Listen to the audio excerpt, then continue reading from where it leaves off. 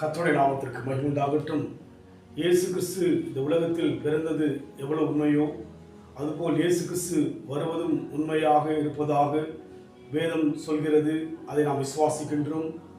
இன்னும் ஆழமாக அவருடைய வல்லமை புரிந்து கொள்ள, அவர் தன்மை அறிந்து கொள்ள யூதாவின் புத்தகம் 24 வழுவாதபடி உங்களை காக்கவும் தமது மகிமுள்ள சன்னிதானத்திலே மிகுந்த மகிழ்ச்சியோடு உங்களை மாசற்றவராய் நிறுத்தவும் வல்லமை உள்ளவர் என்று சொல்லி பார்க்கிறோம்.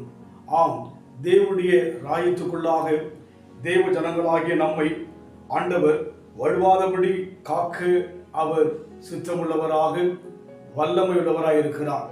அநேக நேரங்கள் நம் வாழ்விலே சோர்வின் மூலமாக, சோதனை மூலமாக, பிரச்சனை மூலமாக, வேதனை மூலமாக தேவனை விட்டு விலகி விடுகின்ற ஒரு சூழ்நிலைக்குள்ளாக நாம் தள்ளப்படுகிறோம்.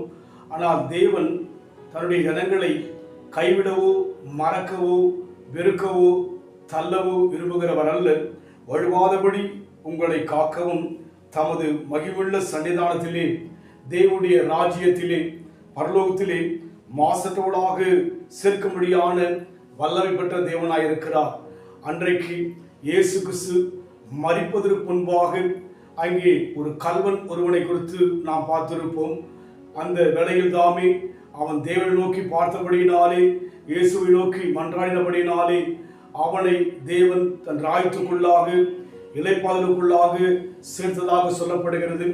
ஒரு நிமிடத்துக்குள்ளாக அவன் குற்றங்களை, குறைகளை மன்னித்து அவனை மாசற்ற ஒரு மனிதனாக தன்னோடு கூட சேர்த்து கொண்டார். அதுபோல இன்றைக்கு நம் வாழ்க்கையில் கூட தேவ சமூகத்தில் நம்மை மாசற்றவளாக, குறைவில்லாமல் தேவனுடைய சமூகத்தில் அவரோடு கூட ஒப்பிட்டு பார்க்கும்படியாக தேவன் நம்மை மாற்ற வல்லமை உள்ளவராக இருக்கிறபடினாலே நம் வாழ்வில் இன்றைக்கு ஒருவேளை சோர்வோடு கூட விலகிருக்கலாம், குடும்பத்தோடு கூட தடுமாற்றத்தோடு கூட நம் வாழ்க்கையிலே தவித்துக் கொண்டிருக்கலாம். ஒன்றை மறந்து போக வேண்டாம், தேவன் நம்மை வழுவாதபடி காக்க வல்லமை உள்ளவரும் அவருடைய சித்தத்தின் பிரகாரமாய் செய்ய ஜீவனுள்ளவராய் இருக்கிறபடினாலே நம் வாழ்விலே கலங்காதபடிக்கு தேவ சமூகத்தில் நம்ம ஒப்புக் கொடுப்போம். தேவன் இன்றைக்கும் அற்புதம் செய்ய வல்லவராய் இருக்கிறார். கண்டு கொண்டேன் ஒரு புதையல், பெற்றுக் கொண்டேன் ஒரு பொக்கிஷம். கண்டு கொண்டேன் ஒரு புதையல், பெற்றுக் கொண்டேன் ஒரு பொக்கிஷம். இயேசுதான் என் ரட்சகர், இயேசுதான் என் ராஜா, சர்வ வல்லவர் என் சொந்தமானார், சாவை வென்றவர் என் ஜீவனானார், சர்வ வல்லவர் என் எஜமானன், சாவை வென்றவர் என் மனவாளன்.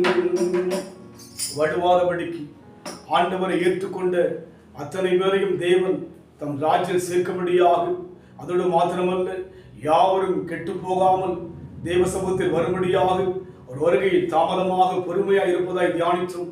அன்பின் ஆண்டவரே, நாங்கள் வழி போகவோ விலகி போகவோ நீர் விரும்பாதபடிக்கு நீர் எங்களை காக்க வல்லமை உள்ளவராக உடைய சமூகத்தில் எங்களை சேர்க்க, மாசற்றவளாய் சேர்க்க நீர் கரிசனை உள்ள தேவனாய் இருப்பதற்காக நன்றி செலுத்துகிறோம். உங்களுடைய சமூகத்தில் ஒப்புக் கொடுக்கிற ஐயா, நாங்கள் வழி போனாலும், நாங்கள் விலகி போனாலும் நீரோ எங்களை விட்டு விலகாதவரும், எங்களை கைவிடாதவரும், எங்களை தாய் போல சேர்த்துக் கொள்ளுகிறவரும், தகப்பனை போல சுமக்கின்ற நல்ல தேவனாய் இருப்பதற்காக நன்றி செலுத்துகிறோம். ஆசீர்வதிங்க இயேசுவின் நாமத்தில் பிதாவே, ஆமென்.